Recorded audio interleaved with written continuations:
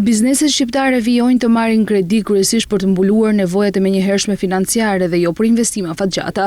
Të dhënat e Bankës së Shqipërisë për periudhën 2016-2025 tregojnë se pjesa më e madhe e huave të reja të korporatave jo financiare private të marrë në muajin gusht janë përdorur për overdraft dhe kapital qarkullues, duke dëshmuar vështirësi të vazhdueshme në likuiditet. Në vitin 2025 shuma totale e huave të reja të marra nga bizneset arrin në rreth 30.9 miliard lekë. Overdrafti përbën një pjesë të konsiderueshme duke kapur mbi 7.6 miliard lekë, ndërsa kredit për kapital qarkullues shënojnë rreth 6.4 miliard lekë. Ky orientim tregon se kompanitë fokusohen më shumë tek sigurimi i xhiros së përditshme sesa tek zgjerimi i aktivitetit. Pra huamarrja nuk shkon kryesisht për zgjerim strategjik, por për mbijetesë dhe ruajtje të qarkullimit të përditshëm. Një element i veçantë për vitin e fundit është rritja e ndjeshme e kredive për blerje pajisjesh, të cilat kapin mbi 12 miliard lekë, duke sinjalizuar një val investimesh në modernizimin e teknologjisë dhe pajisjeve. Në të kundërt, kredit për pasuri të paluajtshme që në vitet e mëparshme arrinin nivele shumë të larta, në vitin 2025 kanë rëndjeshëm në rreth 4.6 miliard lekë. Megjithatë, ajo që bie më shumë në sy është se huat për hapjen e bizneseve të reja dhe për investime në instrumenta financiare pothuajse mungojnë gjatë gjithë periudhës analizuar.